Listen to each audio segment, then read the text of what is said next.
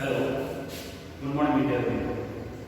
આજે આપણે ધોરણ 12 વિષય અર્થશાસ્ત્ર વિષય બેંકિંગ અને નાણાકીય નીતિ એમના પહેલાના વિડીયોમાં આપણે જોઈ ગયા પ્રમાણે બેંકિંગનો અર્થ અને ઉદ્ભવ તથા વેપારી બેંક એટલે શું વગેરે જેવી બાબતોની આપણે ચર્ચા કરી. તો આજે આપણે વેપારી બેંકના જે મુખ્ય કાર્યો અને ગુણ કાર્યો છે એનામાં આપણે વેપારી બેંકના મુખ્ય કાર્યો એમના વિશે અભ્યાસ કરીશું. જેના સૌપ્રથમ આવે છે થાપણો સ્વીકારવી. હવે વેપારી બેંકના કાર્યો મુખ્ય કાર્યોમાં થાપણો સ્વીકારવામાં પહેલો પ્રસ્તાવ છે એ છે થાપણો સ્વીકારવી. એનામાં ટોટલ 3 પ્રકારની થાપણો સ્વીકારવામાં આવે છે. એટલે કે બચત કરીને આપણે બચત કયા દ્વારા આપણે બચતની બેંક સ્વીકારે છે. તો એનામાં સૌપ્રથમ ચાલુ ખાતાની થાપણો, બીજી બચત ખાતાની થાપણો અને ત્રીજી બાંધી મુદતની થાપણો એ મુખ્ય એના થાપણો સ્વીકારવાની આ ત્રણ પ્રકાર છે. અને બચત ખાતામાં એના પેટા વિભાગમાં રિકરિંગ ખાતાની થાપણો એ પણ મુખ્ય છે. તો સૌપ્રથમ આવે છે ચાલુ ખાતાની થાપણો. હવે આ ચાલુ ખાતું ઈ કયા લોકો ખોલાવી શકે છે કે કયા વ્યક્તિઓ આ ચાલુ ખાતામાં પોતાની બચત ઈ બેંકમાં જમા કરાવી શકે છે. સૌપ્રથમ કયા ધંધાદારી પેઢી તથા સામાન્ય વ્યક્તિ આ બચત ખાતામાં પોતાની થાપણની બચત ઈ સ્વીકારી શકે. પ્રજા પાસે રહેલી બચતોને બેંક સ્વીકારે છે. આનામાં જે જોઈએ કે આપણે સામાન્ય વ્યક્તિ તથા ધંધાદારી વ્યક્તિ ઈ ચાલુ ખાતામાં ઈ પોતાની થાપણો ઈ આપે છે. અને તેને થાપણો અને એમાં રખાતી થાપણો બધા પ્રકારની થાપણોમાં વધુ ત્રણ છે. ધંધા માટે દિવસના જેટલી વાર ઉપાડ કરવો હોય તેટલી વાર ઉપાડ થઈ શકે. કારણ કે સામાન્ય વ્યક્તિ અથવા તો ધંધાદારી વ્યક્તિ છે એને રોજના નાણાકીય વ્યવહારમાં એમને નાણાંની જરૂર પડતી હોય છે. આથી બેંકના સતત સંપર્કમાં રહીને ઈ ગમે એટલી વાર ઈ નાણાં જમા કરાવી શકે છે અથવા તો નાણાં ઈ ઉપાડી શકે છે. કયા ખાતામાં? ચાલુ ખાતામાં. એટલે કે કરંટ એકાઉન્ટમાં કોઈ પણ સામાન્ય વ્યક્તિ અથવા ધંધાદારી વ્યક્તિ એ નાણાં ઉપાડી શકે છે તથા નાણાં ગમે એટલી વખત જમા કરી શકે છે. પણ સામાન્ય એક શરત છે કે એમને બેંક ઈ વ્યાજ ચૂકવતી નથી. કે આ ચાલુ ખાતામાં સામાન્ય વ્યક્તિ અથવા ધંધાદારી વ્યક્તિને ઈ નાણાં જમા કરાવી શકે છે અથવા ઉપાડી શકે છે ગમે તેવી વાર, પણ એમને ઈ વ્યાજ મળતું નથી. તેનામાં ચાલુ ખાતામાં વ્યાજ મળતું નથી. એટલે કે અમર્યાદિત સમયમાં ગમે એટલી વખત ઈ વ્યક્તિ નાણાં જમા કરાવી શકે છે અથવા નાણાં ઈ ઉપાડી શકે છે. આ ખાતેદાર છે એમને ચેક પણ આપે છે કે આ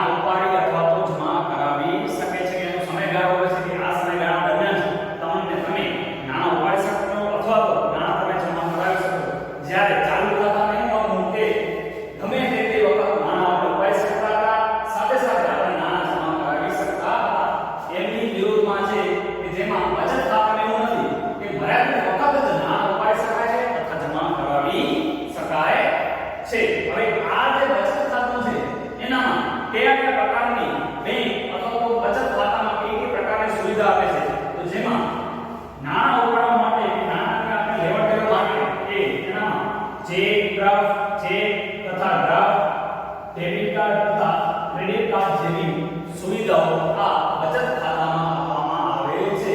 કે નાના કપડા માટે ચેક દ્વારા અથવા ડ્રાફ્ટ દ્વારા તથા ક્રેડિટ કાર્ડ અથવા ડેબિટ કાર્ડ દ્વારા આપણે નાણાંની લેવડ-દેવડ કરી શકીએ છીએ.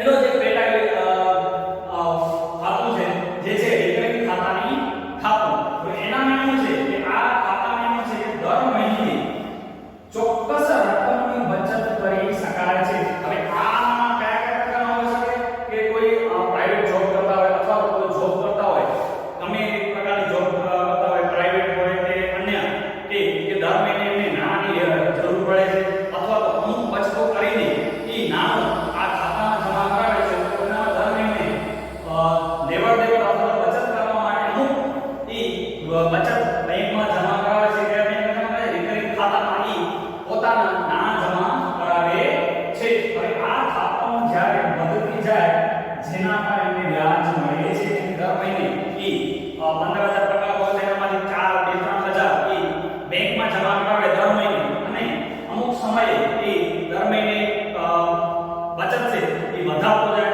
સાથે સાથે એમને વધતી જતી ખાતાઓમાં એમના ઉપર એક બેંક એમને વ્યાજ આપે છે. એમના ઉપર આ ખાતા ઉપર એ બેંક એમને વ્યાજ આપે છે. કોણામાં? રિકરિંગ ખાતામાં. અને કોઈ મહિનાની જો ખાતાઓ જમા ન થાય તો તેના પર દંડ વસૂલ કરવામાં આવે છે. કે હવે તે દર મહિને જ્યારે એ પોતાની ખાતાઓ જમા કરાવે, પણ અમુક એવો મહિનો હોય કે જેનામાં એ રૂપિયા અથવા બેંક રકમ જમા ન કરાવે તો તેના ઉપર અમુક ટકાવારી એ બેંક એના ઉપર દંડ વસૂલ કરે છે.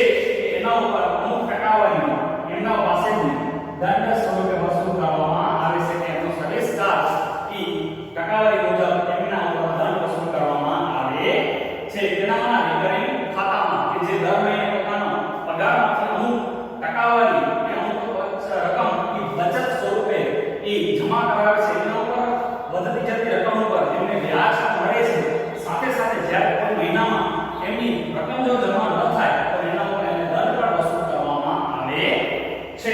હવે બીજી છે બાંધી મુદતની થાપણ અથવા તો ફિક્સ ડિપોઝિટ અથવા તો ફિક્સ ડિપોઝિટ. હવે ફિક્સ ડિપોઝિટ માં એવું છે કે આ થાપણ ચોક્કસ મુદત માટે મૂકવામાં આવે છે.